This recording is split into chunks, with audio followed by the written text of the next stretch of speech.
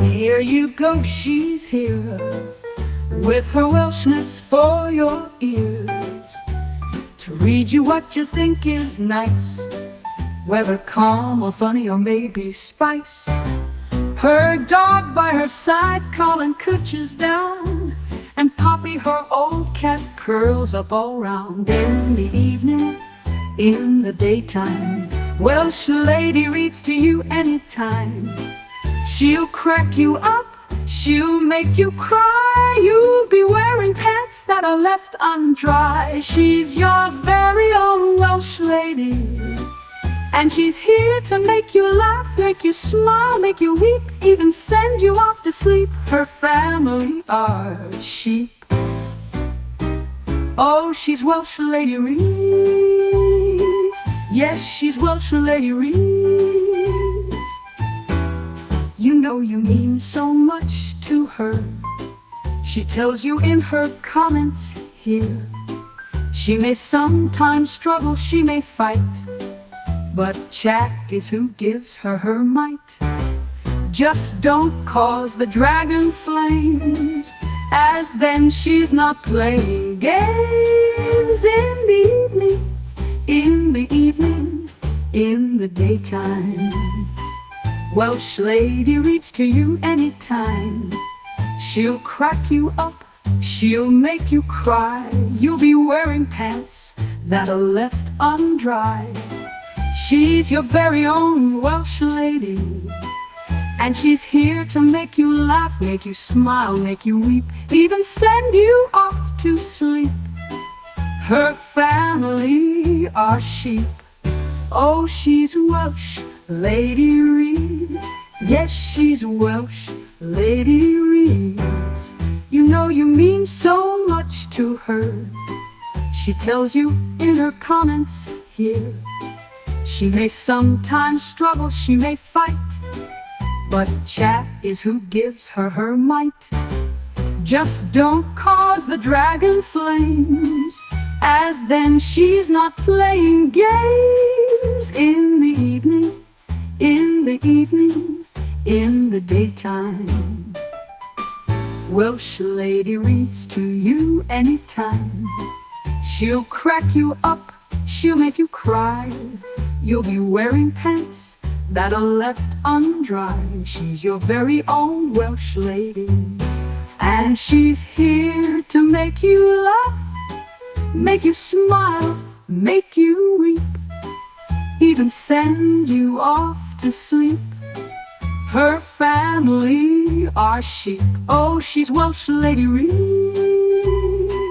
Yes, she's Welsh Lady Reads. Oh, she's your Welsh Lady Reads.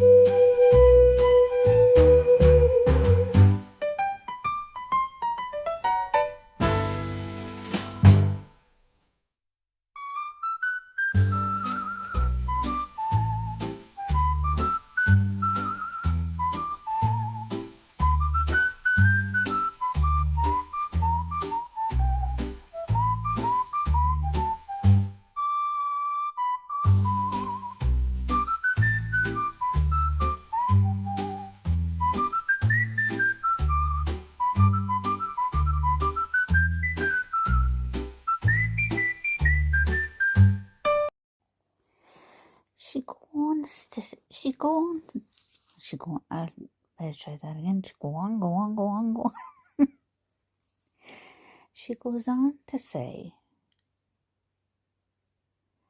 that she cries every time he tried to end me, defeat or destroy. When, apart from the new story that changed at the very end about, the hand coming out of the suitcase, and gosh, that hand that she couldn't shove back in with the bat, apart from that part of the story that she changed, when did she ever testify or evidence come in that George said that he was going to end her. Was there a text message sent via a brother or somebody called Mo that was supposed to be from him, from George? But other than that, we would have heard more than that. She was going for a battered spouse defence. You know, those things are important if you're going for that kind of defence. Yet she never ever went into any details of him saying that he was going to offer them.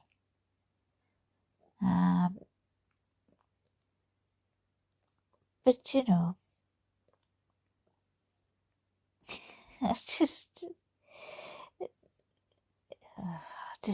I forgive George for beating me senseless for trying to sleep because I had to go to work or my son's field trip the next day. It's the first time I've heard her talk about his son, and it was in the context of his field trip. For ruining my deceased family's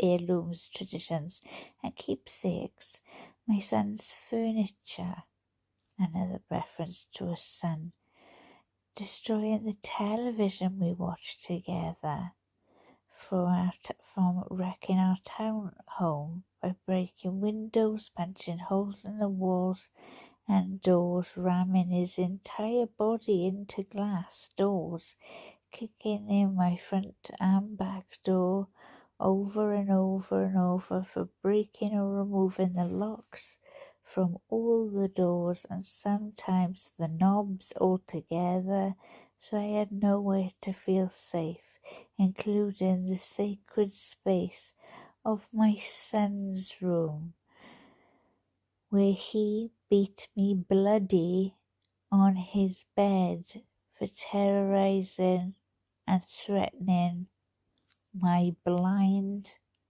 deaf dogs by leaving the gate open I built to keep them safe, telling me he'd hoped I'd find their bloated dead body in the pond or scrape their remains off the pavement for kicking them off the bed and throwing them across the room because they were trying to protect me from threatening to make me unrecognisable to my son by breaking all of my bones in my face, like his brother Moses did to him after he kept seeing all of the bruises from George's beating me, like all the times his father beat their mother, from all the drunken rages and fistfights with so many neighbours when wandering into their apartments during hunting expeditions after I had escaped from drowning me in liquor and wine because I didn't want to drink, causing me to urinate on myself. Then putting the end of the bottle in my face, giving me 2 black eyes and a bloody nose for making me experience what it is to be sodomized, threatening to kill my friends and the neighbours when they checked on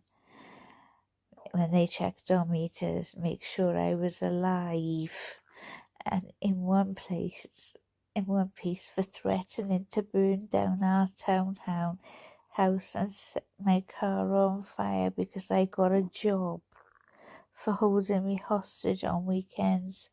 My son was supposed to come over by keeping the keys around his neck,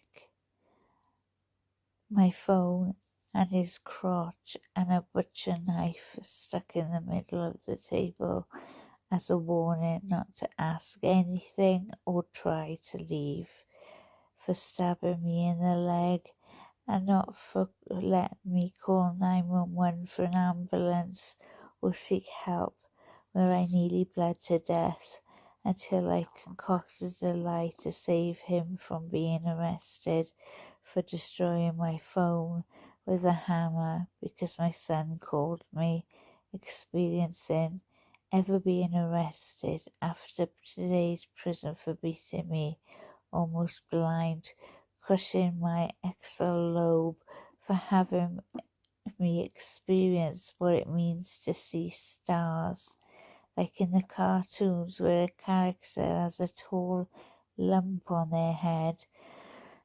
I had that too many times for dragging me downstairs by the hay in the middle of the night just to sit next to him, for taking my car, driving drunk with my debit card to buy more alcohol while I slept, even after I kindly explained the importance of my car to take my son to school foremost, me to work, and he to batterers intervention classes and probation officer meetings, where I would be for to sit for hours in the parking lot waiting for him, for causing me so much trauma and pain mentally, physically, emotionally.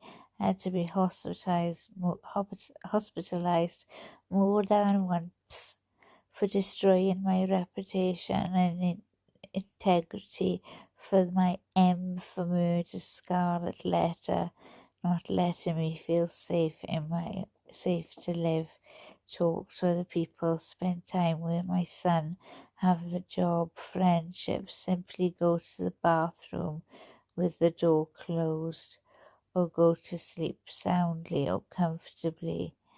I forgive George for lying, for him trying in so many ways, times to end.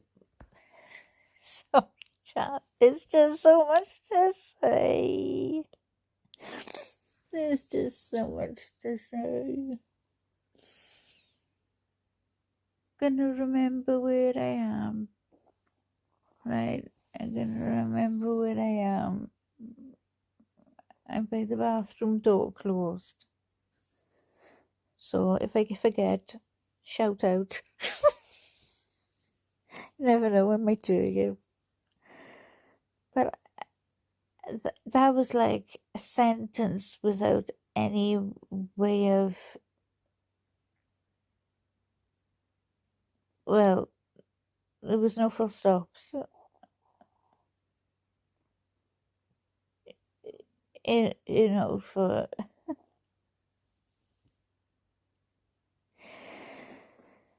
so she got beat for going to school. For forgetting her son's school, for nobody. Let me start again. I think I may need some water. And a bang, chat. And a bang.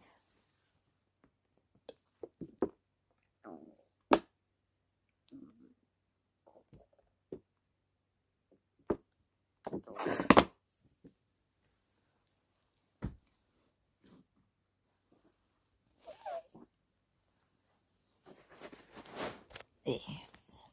Let's try again. So I'm just going to go back through a few of these things again, thinking about the trial and the evidence that was produced by the defence for Sarah, and for how she is trying to clearly paint George in a horrendous light, but also trying to compare it to when she took the stand, what opportunity she had to say all of this. She may not have had anything to back it up to collaborate it, but testimony is still evidence. so she still could have said it. So he used to beat her when she was trying to sleep, or when she had to go to work, or she had to get up early. He ruined her family heirlooms and things, her keepsakes. This one piqued my earlobes. I just call them my earlobes. Because she said about the TV. Now, we all saw the TV, right? But I couldn't help but think that that was staged. I couldn't help but watch that. And with his part, smashing up the TV, and her filming him, and him just not saying anything, but just smashing up the TV. As if it was like some sort of like plan they'd had together to smash the TV up. I don't know. Could be an insurance job. I don't know. But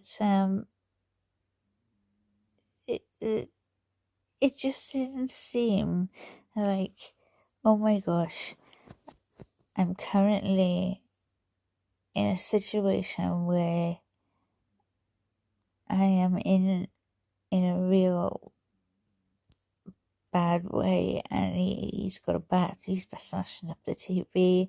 I don't know what to do. I'm pleading with him to stop. It was none of that. Plus, she was right by the door. And, you know, I'm not going to judge anyone for staying or leaving. I don't do that. I understand why people stay. I understand why people say leave straight away as well. But I understand why people don't. But at the end of the day, it just didn't look right to me. And I don't know whether anyone else had that feeling when they watched it. That it was full of crap. That it was just full of crap. And there's another one where George has stood there and he's got an angry look on his face and he's got a knife in his hand. But he's saying nothing. And she's filming him. And for some reason, I feel like she's like a director.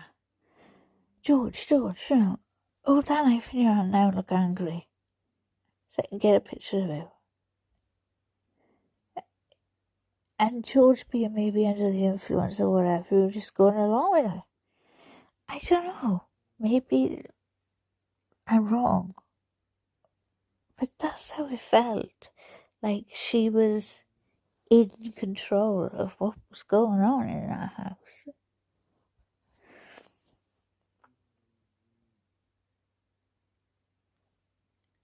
You know, punching holes in the walls, ramming his entire body into the glass doors. Why would you do that in that case? Just keep ramming your body into glass doors. It's just a bit silly. Was that to get in? Or was that to get out?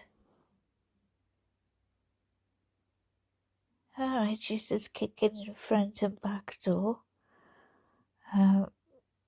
Removing locks from all the doors.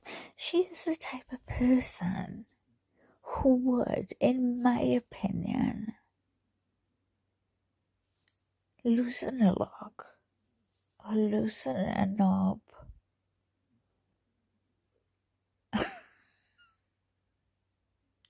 A doorknob. And put it on him. I just feel she's that manipulative. being a deaf.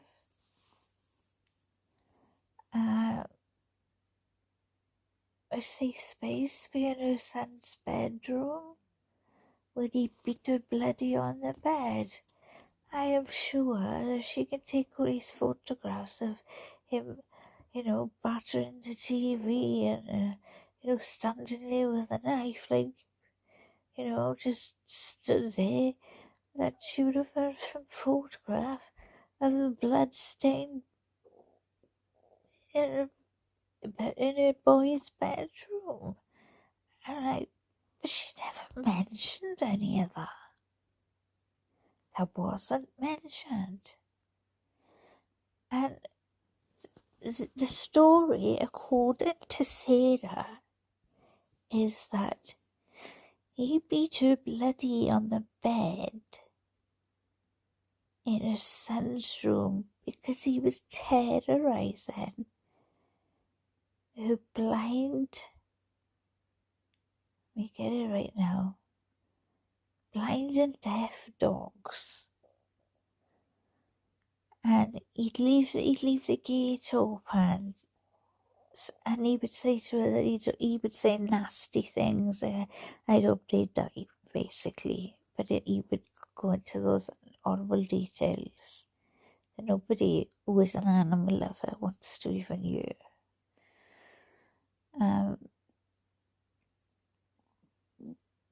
And then she twisted. She says that he threw them across the room because they were trying to protect her.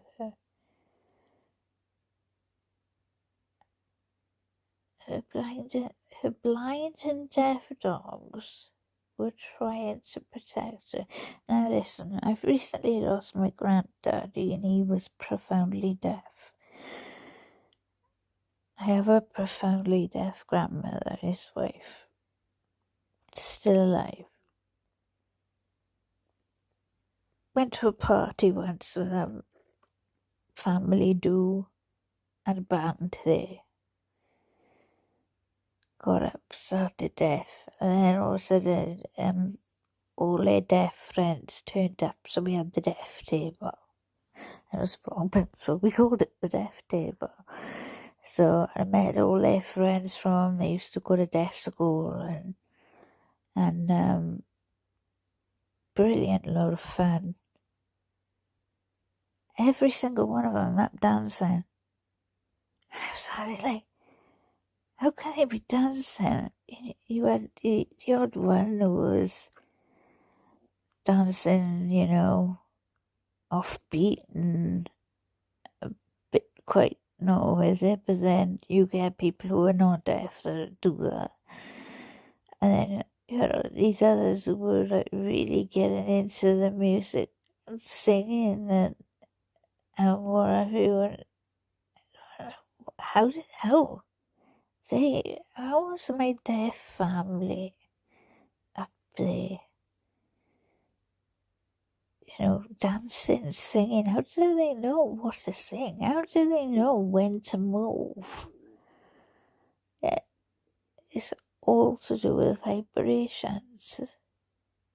They could feel the beat of the music underneath their feet, literally. You hear that line in some kind of raps, feel the beat under your feet. And, they literally can. They could touch something, put it under the table and start feeling that beat, and then they know which way to dance.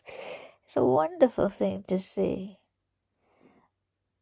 But if you're a blind cat, so I keep going cat, and I don't know why, because I think at one point she said she had a blind cat and a deaf dog, and then looking at this is saying blind and deaf dogs, and the only thing I can think of is that they can hear angry vibrations and they go to the person that they love. But I think, to be quite honest, she hasn't thought about that. She's just thought, if I say, my deaf dogs and how cruel he was to them, and they were trying to protect me because they were trying to protect me for threatening to make me unrecognisable to my son by breaking all the bones in my face. What a crock of shit. They didn't do it. She threatened to break the bones in my face. We better protect her. I don't know. And then she throws in about George's father. You know, the father beating the mother. Oh, my heart sinks for the mother. Because even if the father beat the mother, does she really want that aid out? Not saying this place to say. Not her place to say at all. And then you go, she then says about when he was in one of his drunken rages. We'd already heard from the family about the father being so supportive and so loving to the family and everything. Who knows? You just don't know with families. But it's just a dig. It's just, I'm going to sit here. I'm going to ruin your son. I'm going to tell you all these bad things that I can't prove. But yet you can't prove me wrong either. And I'm going to sit here and I'm going to say stuff about you. I'm going to say that your father was drunk. That's where George learned it from. And that you were beat up. So, and I'm going to use your pain and your heartbreak over that situation to bring that up and humiliate you. She's just sitting there with a screw and she's turning it. She got this huge screw, she's holding the end of it and she's turning it, and the more she turns the deeper it goes. It's almost like they're turning, from a film where you're turning the pain up, adding more kryptonite for Superman,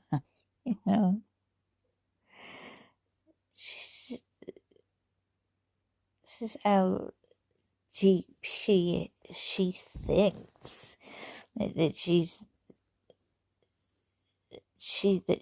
going to do these things, and with the understanding of it is purely for her immediate satisfaction.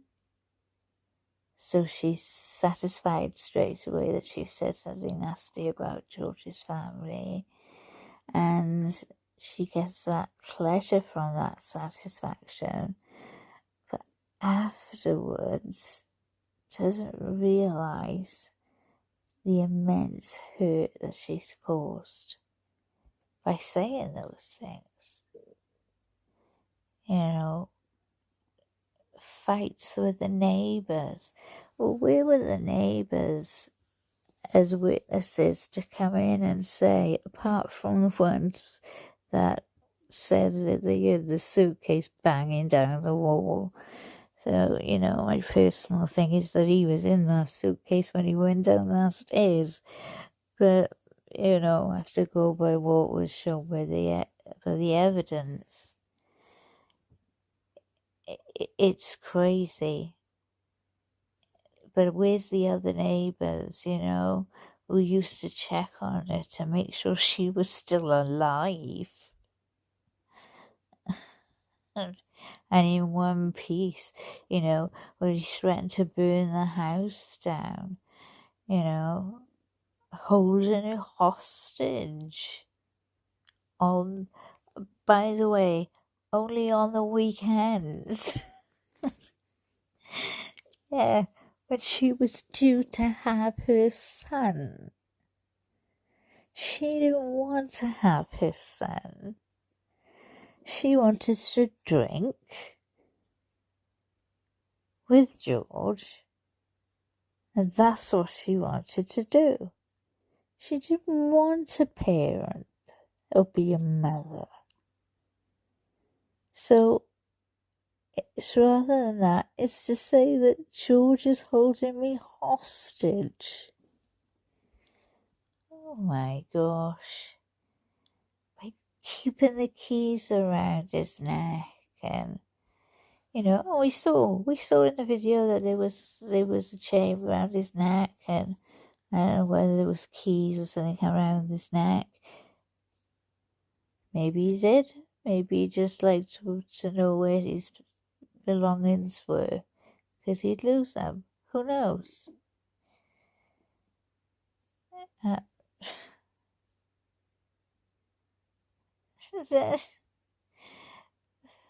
the crotch and a butcher knife stuck in the middle of the table as a warning. Oh my gosh, that's straight out of a movie. That we're just going to stick that in the table as a warning. Don't move, don't do anything. Just stabbing her in the leg and not letting her call 911. Well, she didn't need 911, she could drive. And, sorry, it just looks like a pen prick. That's what it looked like to me. So, yeah, I mean, I don't want to come across like anything George did was right. I'm not, right? But what I'm trying to point out is how exaggerated she is, how manipulative she is, underhanded she is, how she'll set things up, how she'll lie. Because half this stuff would have been brought up, she'd have been able to testify to, and that would have gone into evidence. And the judge would have had to have taken that into evidence.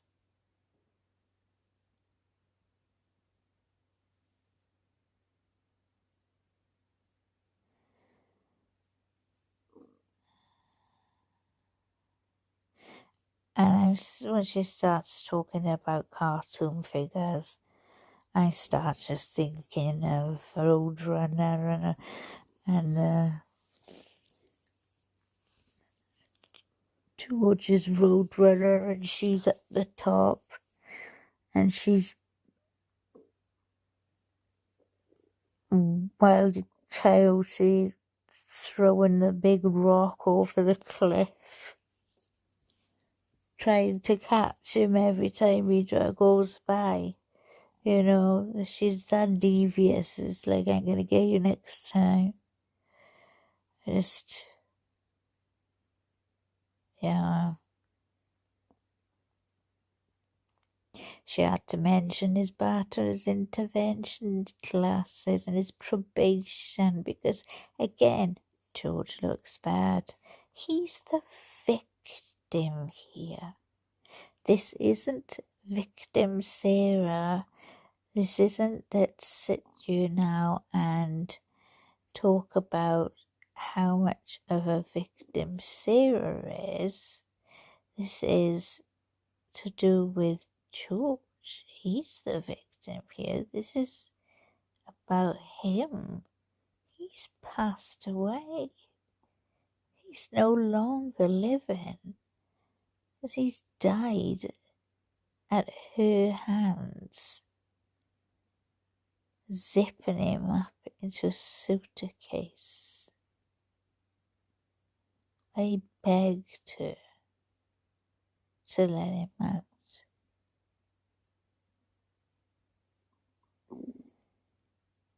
Yet all of this is batterer's intervention, probation.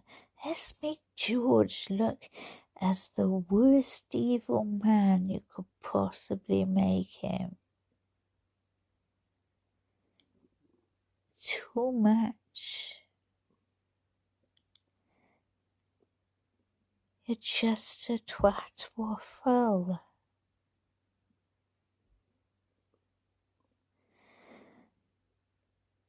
Talks about her pain, physically and mentally and emotionally, and how she became hospitalized. No, maybe she became hospitalized because there was something wrong with her, and that whatever it was that was wrong with her was contributing to the factors of what she was doing to George. And the M for murder scarlet letter. She is proud. She's proud of it. Not allowed to have friends. Yeah, isolation is another way of an abused victim. It's like she's read the domestic violence book for women or for men, you know? Because let me tell you, as we've seen here, it's not just women who get abused. It's men. That's why the believe all women for me is not even in my, usually in my vocabulary, to be honest. You know, it's, you know, so yeah, now she's hiding in the bathroom, or she's got to keep the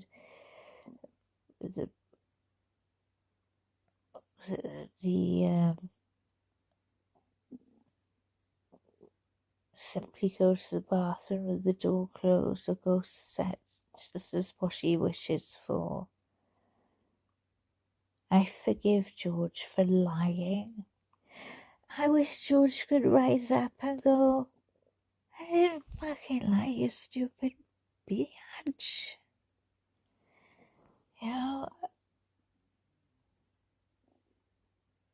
in so many ways, so many times, she says, to end me with his terrifying love. To end me with his terrifying love. I also forgive the tourist family. Hang on a sec now. They forgave you beginning.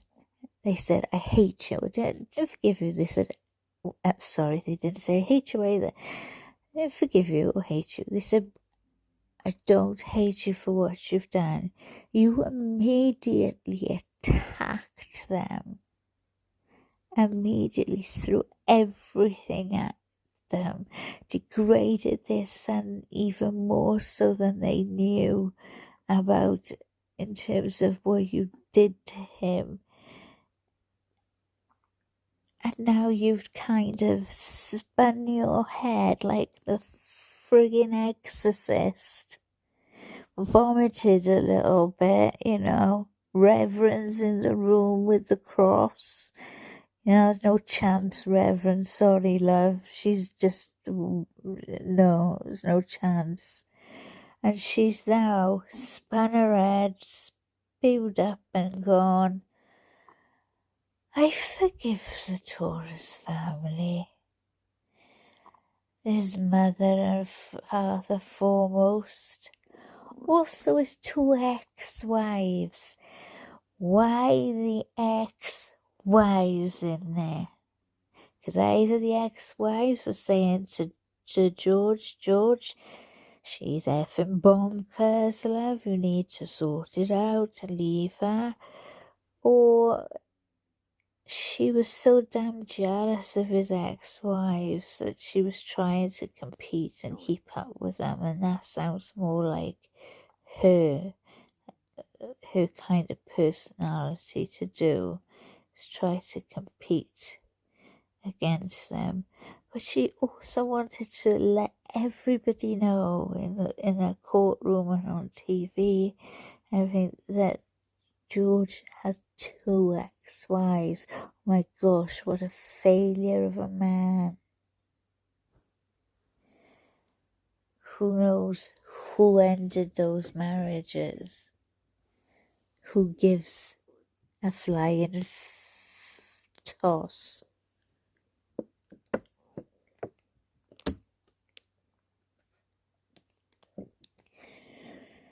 And this is painful.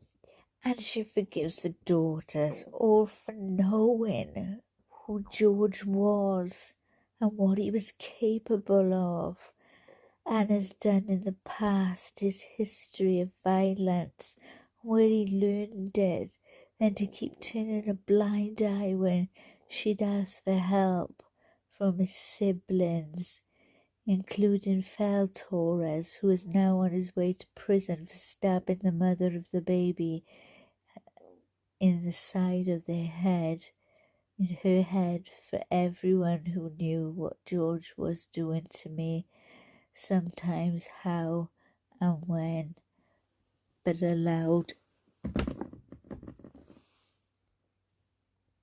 and enabled. I forgive them for caring too late.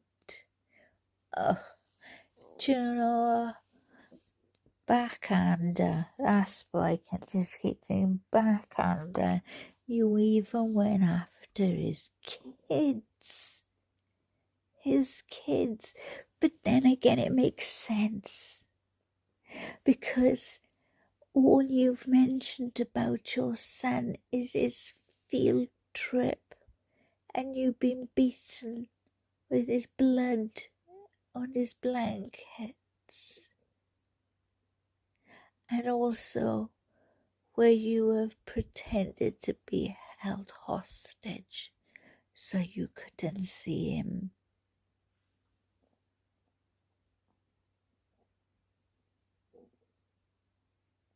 You had to bring his kids into it because they loved their father.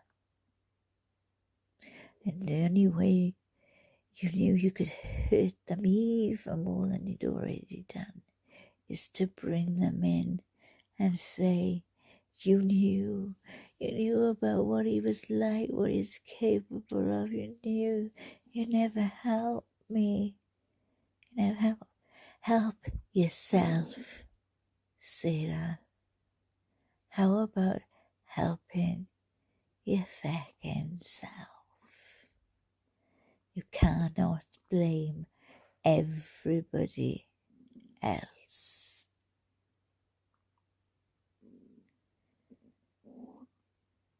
And to bring up his brother, who's done one horrific thing to the mother of their child, and is now facing jail time, which is another loss to his mother.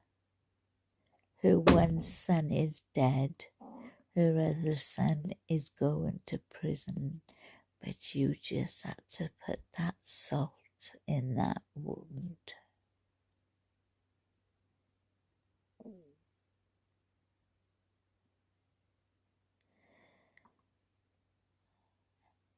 Do you forgive them for caring too late? I don't think they care. Not anymore, Sarah. Not anymore. I hope, she says, they all ask themselves, while quiet and comfortable in bed at night. Basically, you're comfortable and snuggled up and I'm on a jail mattress, or bed rather, with a jail mat. And I hope that when you're sleeping quiet and comfortably in bed at night, that the uneasy question of what could I have done to stop this from happening to both of them? And after all this time, Sarah tried to by asking for help from all of us in so many ways.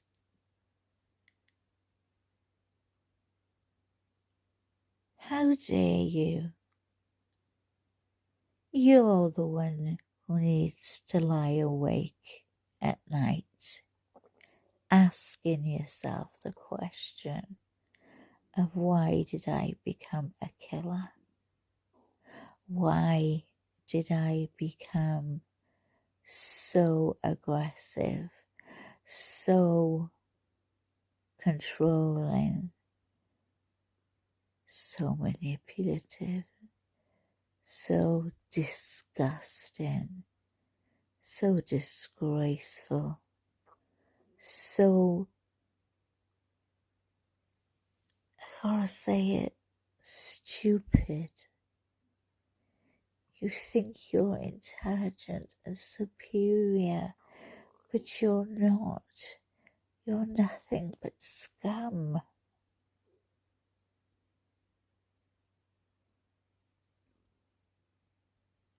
You sit up late and have the ghost of Hawaii appear at your bed every night. And when he does, I hope he asks you every night, why? Why, Sarah? Look what you did to me, Sarah. And I hope he is still looking, and as morbid as this may sound, the way he was the day after he was found, rigor mortis and the rest had set in. I hope he still looks like that to you, while his family see the real him, smiling, happy, with his family, with his children. But you get to see the worst images of him that you can.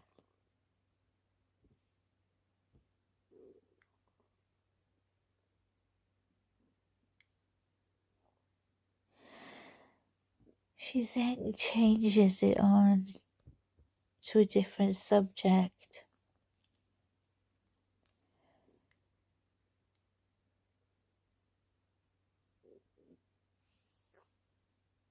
She uses her own name. She says, as in the third person. So I'll read it back what she said. I hope they all ask themselves while quiet and comfortable in bed at night the uneasy question, what could I have done to stop this from happening to both of them? And after all that time, Sarah tried by asking for help from all of us is in so many times another great contributor of my gold is social media with its greed. Let me tell you something. Proud to be on social media and talking about you to make sure other people know the signs to look out for. But I'm not even monetized, love. I don't make any money. I do this for free and I enjoy it.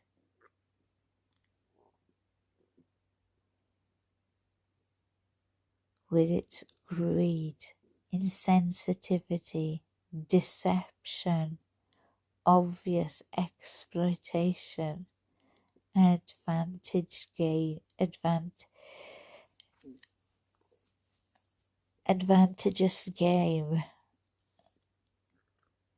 Excuse me, I'm going to say that word properly. Advantageous game from my criminal case as a whole, and for sentencing me by anticipation as a result of ignorance and hate conjured and fabricated by the organized crime that is social media, which condemned me in the court of global public opinion. Since the beginning, my family law case is the new prey waiting to be picked apart and pillaged from me, being made infamous by social media in my criminal case. It is simply seems I cannot forgive and be forgiven and move forward. Social media has made me a pariah. It has also caused great oppression and undeniable disadvantages, especially by broadcasting and manipulating my cases online in my criminal case as a result of my opportunities to be given a fair, proper and uninfluenced successful conclusion was heavily depleted and poisoned. I forgive them also. Shove it up your arse. All of the media tycoons for not having a life of their own.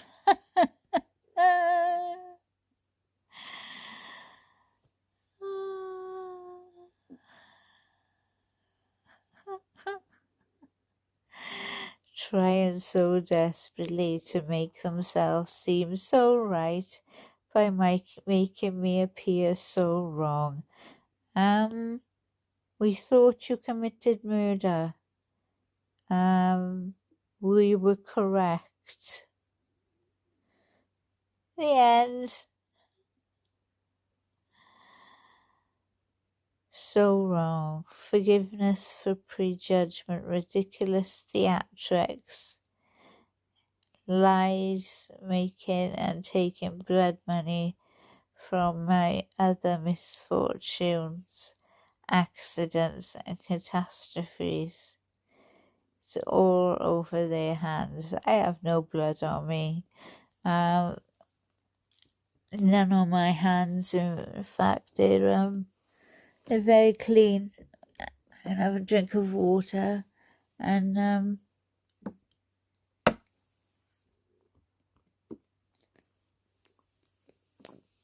yeah, you think my hands were just washed? Very clean, Sarah. I have absolutely no blood on my hands. And in fact, let's be honest, Jorge died in a suitcase. Now, I'm not saying he didn't have any blood on him. Don't know what else you did because there was blunt force trauma.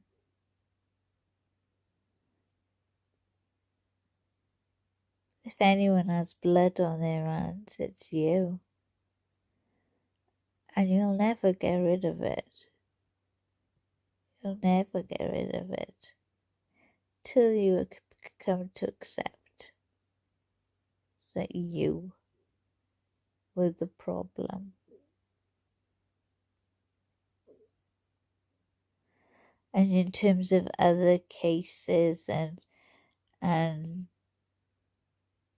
dynamics and lies and all of that, misfortunes and accidents, I have no clue what you're talking about. None at all.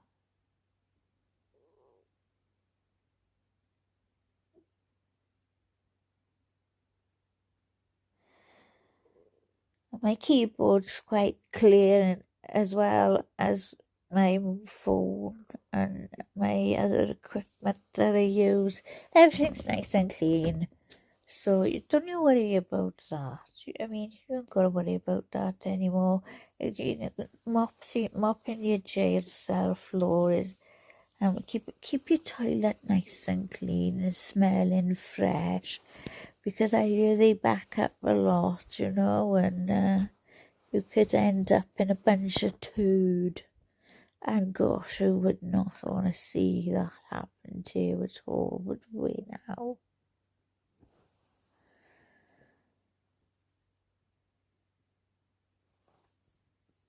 Hypothesized, scrutinized, and blasphemed in my case. Still no one knows me. Oh, I think we know you very well. I think we know you more than you know yourself. I think we know exactly how you think and feel, exactly how you treat people,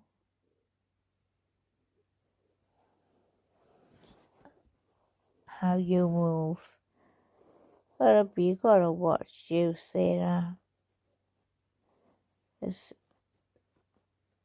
you could be all nice and nicey to somebody and be such a good friend to them. But back in your head, you have an agenda, something you intend to do, and you won't think twice about putting the blame on them.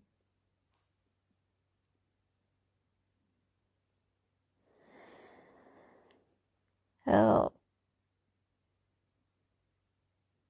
in the end, she says, I forgive myself for not choosing my life sooner, for not being more brave, vigilant, bolder, and outspoken, stronger mentally, physically, emotionally, and spiritually, for being hopeless, desperate, simple-minded, weak, and inexperienced. I forgive myself for not realizing I was enduring a life of domestic violence, and that the vicious cycle of never end. I had nothing to compare to. I've never been hit by a man ever before in my life. I was raised hitting a woman was wrong and should happen to no one, no excuse. I forgive myself for not escaping permanently, for not fighting back sooner to save myself. My son, oh, remember him? And my dogs, home and car, having 2020 hindsight, thinking of everything I could have done differently, or better to avoid the outcome. I think about this every day.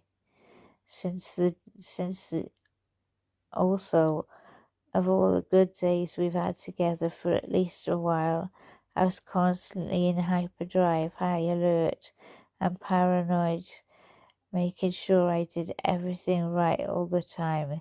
If it was not a great possibility, I would be ended, as George threatened me with so many times before. I forgive myself for falling in love with a monster. Sick. A sick witch.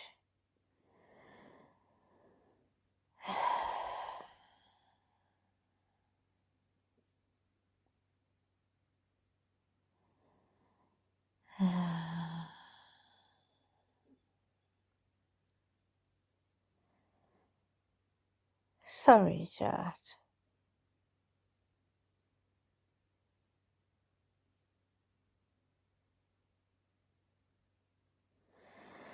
And no matter how grotesque he may become, I still loved him, hoped and forgave.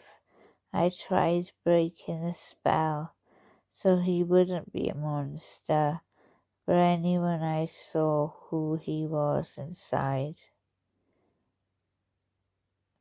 anymore. Wouldn't be a monster anymore. I saw who he was inside. George made me then and always love him for all the cracks. We we made each other our own brilliant piece of art. From the cracks and repairs, unfortunately not all cracks can be filled in all of my forgiveness. George is my greatest lesson and will forever be a part of me. I think of him every day. Still speak to him when alone on the rec yard. I ask him for forgiveness and that he looks for me at the gates of heaven. Oh. So I can tell him how sorry how endlessly how I am, that I never stopped loving him. All this shit she's just spewed. It's cockabaloney. This cockwombly stuff that she's just spewed out about how terrible he is. I don't want to be with a man like that in a million years.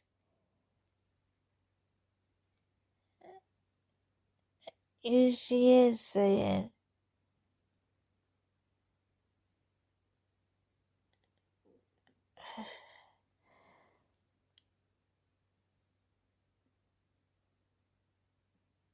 when I first came to jail, I put my mat under my bed and cried all day and all night for months, falling asleep from being so exhausted with grief. I wrote him letters.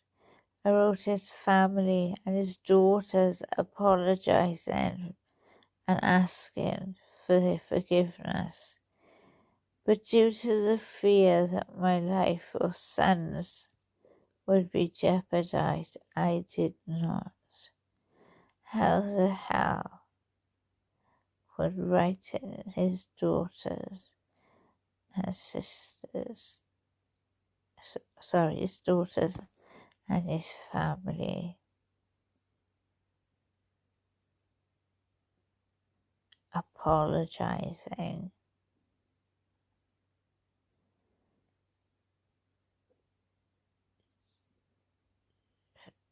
cause fear for little Lucas?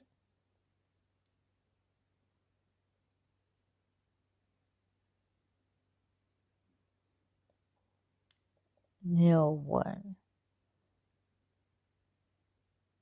blames Lucas.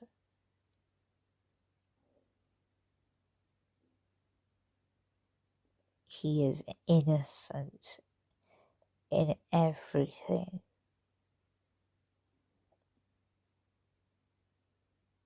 Even if you've told him to do something before that he shouldn't have done, I have no evidence at all to back that up. But I'm just saying, even if you have, he still is an innocent child that his dad will raise and will raise much better than you ever could.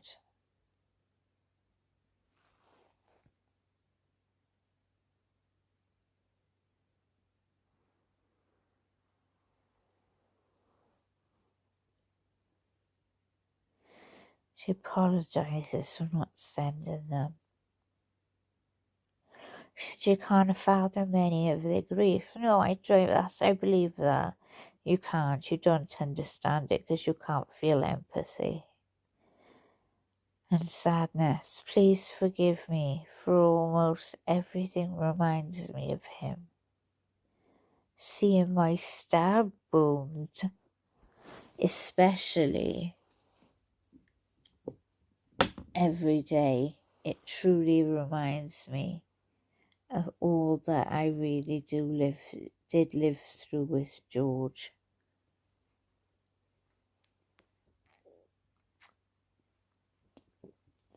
George haunts me. He is everywhere.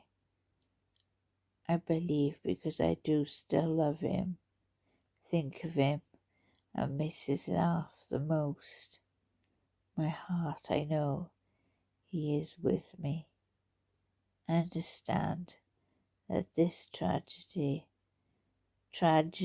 was not intentional.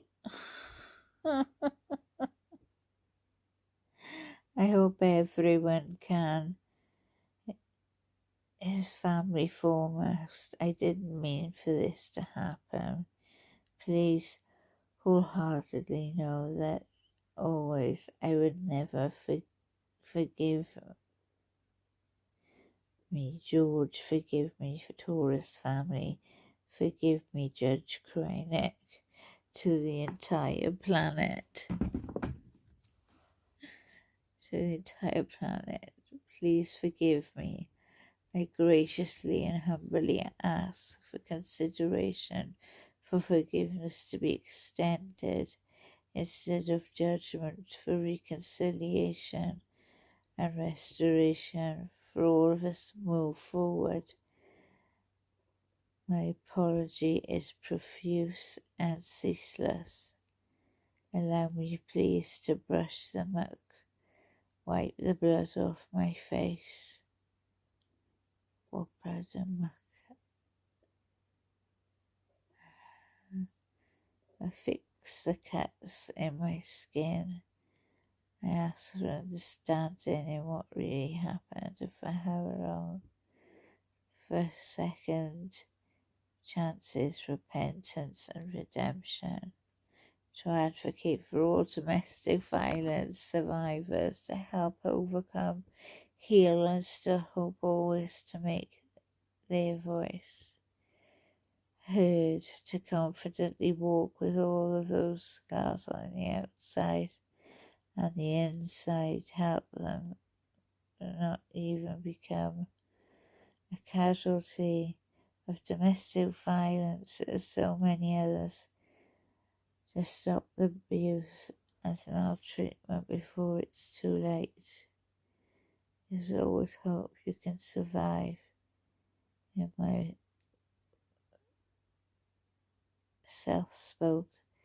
my softly spoken conclusion, I ask this: would I be at the Darling Mother celebrated Woman of the Year if it were I who had died?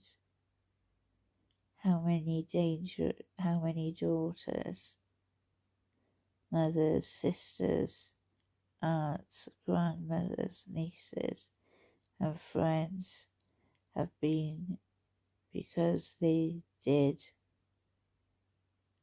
I am a survivor.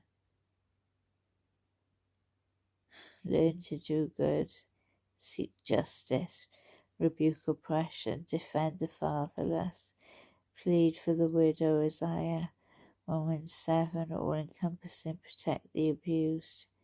MO is at the end of the volume written statement. Yes, now gathering your thoughts, Did you want to make an oral statement? I do. All right, would you do that now? Yes. That was the paper one, chat.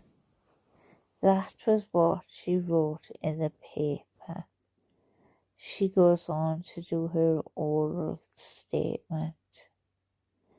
I'll go ahead and do the oral statement tomorrow.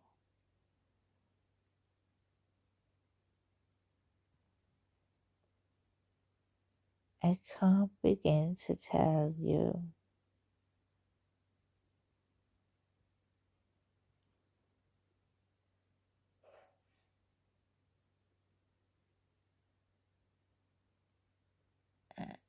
How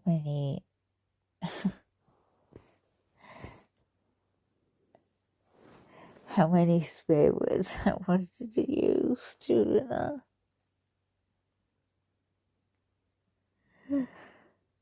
Oh, so many.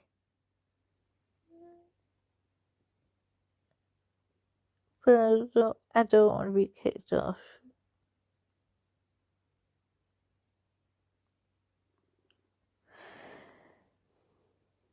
Chat, if you've gone this far with me, I'll say thank you. Thank you so much for staying with me. I appreciate it. And what I'll do is I will try and do another one tomorrow or maybe the day after to finish off the actual saga itself and then get back to doing some reading.